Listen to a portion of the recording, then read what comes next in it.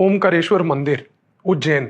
इस मंदिर के बाहर लगभग 5 महीने से एक व्यक्ति बैठा रहता था। साधु के वेश में आते जाते श्रद्धालुओं से भिक्षा मांगता था। कभी कोई उसको रोटी देता था तो कभी कोई उसको पैसे देता था। 5 से 6 महीने तक ये व्यक्ति उस साधु के वेश में वहां पर बैठकर सिर्फ इस भिक्षा पे जिंदा था। जब आवश्यकता होती थी तो मंदिर में जाकर कुछ भोजन कर लेता था, मंदिर के प्रसाद को खा लेता था। और किसी व्यक्ति को उज्जैन में उस मंदिर के बाहर बैठे हुए इस चीज के ऊपर आशंका नहीं हुई कि क्या ये असली में कोई साधु है या नहीं। लेकिन रियलिटी क्या थी? ये कोई साधु नहीं था। इस व्यक्ति का नाम था तनवीर अहमद। ये व्यक्ति जो था मालदा के थ्रू पश्चिम बंगाल में इलीगल तरीके से बांग्लादेश से बॉर्डर पार करके आया था। और ये कोई नॉर्मल व्यक्ति भी नहीं था, क्योंकि ये व्यक्ति तनवीर जो था ये अंसारुल बंगला टीम की तरफ से ट्रेंड व्यक्ति था। अंसारुल बंगला टीम बांग्लादेश में वही एक ऐसी आतंकवादी संगठन है जिसका नाता अलकायदा से जुड़ा हुआ है।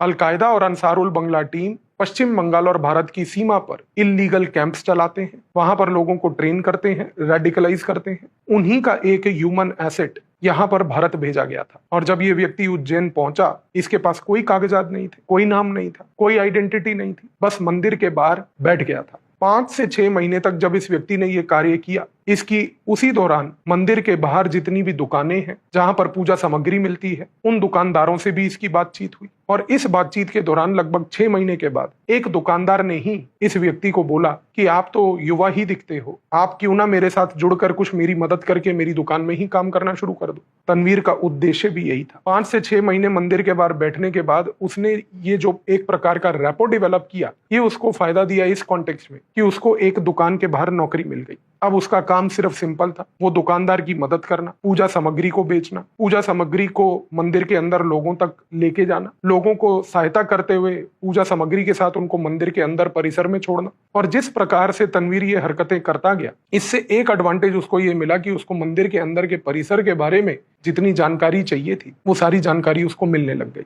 जैसे जैसे ये जानकारी वो प्राप्त करता रहा, इस चीज का वो नोट भी बनाता रहा। इंटेलिजेंस ब्यूरो की जो प्रेजेंस उज्जैन में थी, वहां का जो लोकल सब्सिडरी इंटेलिजेंस ब्यूरो का ऑफिस था, एक दौरान उसने जनरल तरीके से एक ड्रोन सर्वेलेंस पूरे मंदिर के परिसर के ऊपर किया। और सरप्राइजिंग बात यह थी कि जब ये मंदिर के परिसर के ऊपर ड्रोन सर्वेलेंस हुआ, उसी दौरान एक स्पेसिफिक दुकान से ड्रोन ने कुछ रेडियो फ्रीक्वेंसी सिग्नेचर्स प्राप्त किए। ये रेडियो फ्रीक्वेंसी सिग्नेचर्स बड़े अनयूजुअल से थे, अननेचुरल से थे। इस चीज के ऊपर जब निगरानी रखनी शुरू हुई, क्योंकि ये अननेचुरल टाइप की चीज लोकेट हुई थी, तो इंटेलिजेंस ब्यूरो ने रिपीटेड लेवल पर अगले 1 से 2 हफ्ते डेली ड्रोन बेस्ड सर्वेलेंस मंदिर के परिसर के ऊपर शुरू किया। और हर रोज रात को 8 बजे के बाद, मंदिर के परिसर के बंद होने के बाद, मंदिर के पुजारी के चले जाने के बाद, रोज एक रेडियो फ्रीक्वेंसी सिग्नेचर वहां पे पाया जाता था। जब ये रेडियो फ्रीक्वेंसी सिग्नेचर को एनालाइज किया गया, एग्जामिन किया गया, तो मालूम चला कि एक स्पेसिफिक फोन कॉल जो है एक स्पेसिफिक टाइम पर रेगुलर बेसिस पे हो रही है।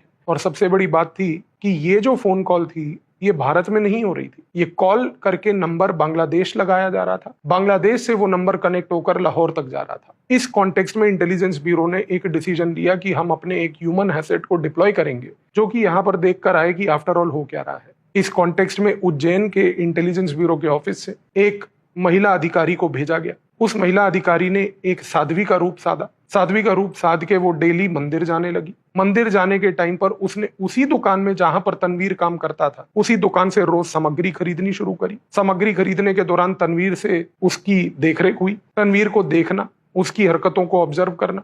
और क्योंकि इस महिला अधिकारी ने एक साध्वी का रूप साध लिया था, तो वो वहीं पर मंदिर में पूजा होने के बाद भी उसी परिसर में बैठी रहती थी। उसका ऑब्जेक्टिव सिर्फ ये था कि वो तनवीर के ऊपर नजर रख पाए, उसकी गतिविधियों पे नजर रख पाए। और उसने एक पैटर्न ऑब्जर्व किया। पैटर्न ये था कि तनवीर दिन में कई चक्कर मंदिर के परिसर में लगाता था। जब भी वो मंदिर के परिसर में चक्कर लगाता था, वो अक्सर प्रसाद बनाने वाले सेक्शन के पास खड़ा होता था, प्रसाद के डिस्ट्रीब्यूशन के सेक्शन के पास खड़ा होता था। और सबसे बड़ी बात, रोज रात को मंदिर के परिसर के बंद हो जाने के बाद दुकान के पीछे जो उसको कमरा दिया हुआ था रहने के लिए, उस कमरे में से वो रेडियो फ्रीक्वेंसी सिग्नेचर्स रोज मैच होते थे। ये चीज लगभग 4 से 5 महीने रेगुलर बेसिस पे फिर से ऑब्जर्व की गई।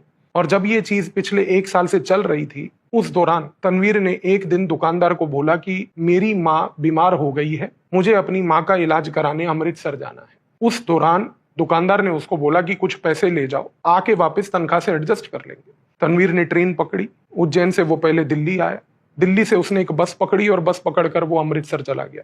जब वो अमृतसर पहुंचा तो वहां से उसने एक ऑटो लेकर अटारी बॉर्डर के पास कुछ गांव में जाकर अपने आप को बसा लिया। ये जो इंटेलिजेंस ब्यूरो की ऑफिसर, जो महिला ऑफिसर थी, वो उसको उज्जैन से लेकर दिल्ली, दिल्ली से लेकर अमृतसर उसकी परछाई बनकर उसके पीछे पीछे जाती रही। जब वो अमृतसर पहुंचा, अमृतसर से जब वो अटारी बॉर्डर के पास पहुंचा, इस महिला अधिकारी ने भी उसका वहां तक साया बन के उसका पीछा करा और वहां पर उसने ऑब्जर्व करा कि ये व्यक्ति के पास ना तो कोई घर था, ना उसकी कोई माता वहां पे रहती थी। ये सब एक झूठ था। वो अटारी के पास एक गांव में एक लेबर के पास जाकर उसके घर में बस गया।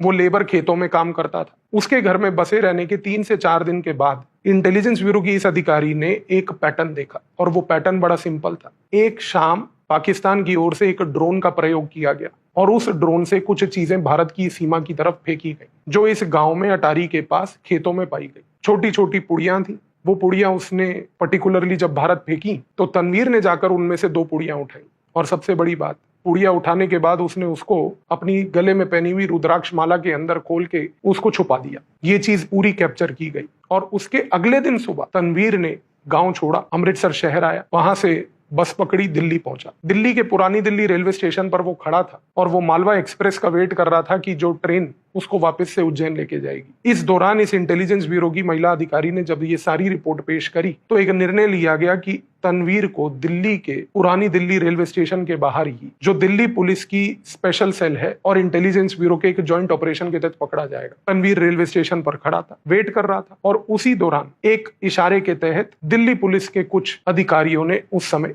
जो स्पेशल सेल से जुड़े थे तुरंत जाकर तनवीर को पकड़ा। इंटेलिजेंस ब्यूरो की टीम उसको जो रोहिणी का एक सेफ हाउस है वहां पर ले गई और वहां ले जाने के बाद जब उसकी इंटेरोगेशन हुई तो इंटेरोगेशन के दौरान उसके रुद्राक्ष को भी खोला गया। उस रुद्राक्ष में से निकला एक पर्टिकुलर पुड़िया और जो वो पुड़िया निकली, जब उसका एग्जामिनेशन करवाया गया तो मालूम चला कि वो रिसिन था। रिसिन एक ऐसा जहर जो केवल 1 ग्राम जहर 100 से 200 लोगों को मारने के लिए सक्षम होता है। जब इंटेरोगेशन हुई, पूछताछ हुई तो उसने कबूल किया कि उसको भेजा गया था इस पर्पज से कि वो ये रिसिन पाउडर जो है उसको बेसिकली महाकालेश्वर मंदिर के प्रसाद में मिला दे, क्योंकि उसका उद्देश्य था कि इसको प्रसाद में मिलाने के तहत मंदिर के परिसर में 100-200 लोगों की जब मौत हो जाएगी तो इससे हाहाकार मचेगा। हाहाकार मचने के बाद देश में एक अजीब सा माहौल पैदा होगा कि मंदिरों के अंदर प्रसाद खाने से लोगों की हत्या हो रही है। और इसको अलकायदा और अंसारुल बंगला टीम मिलकर पाकिस्तान की ISI के साथ कुछ अंतरराष्ट्रीय मीडिया हाउसेज में इस चीज को बढ़ा चढ़ाकर भारत के खिलाफ एक प्रोपोगंडा चलाने का गेम खेल रही थी कि यदि इस प्रकार की कुछ इंसिडेंट को